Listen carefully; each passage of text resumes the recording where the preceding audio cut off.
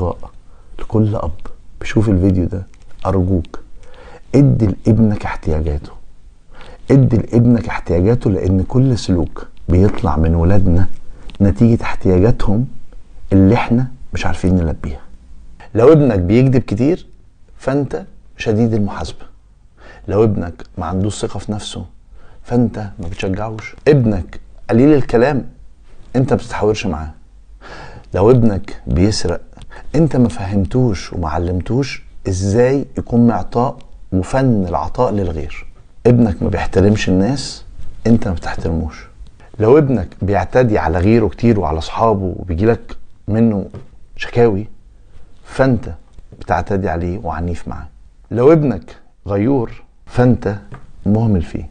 لو ابنك ما بيطيعكش وما بيحبش تطلب منه حاجة فانت بتطلب منه طلبات كتير قوي. لو ابنك بتشوفه دايما عايز يزعجك حاول تحضنه لان انت ما بتحضنوش كتير. ولو ابنك منطوي فانت مشغول عنه. ابنك انعكاسك، تجسد هذه الشخصية اللي انت بتشوفها اللي ممكن عامله لك مشاكل ومش عاجباك هي انعكاس لأفعالك تجاهه. حاول تعرف انت بتعمل ايه معاك.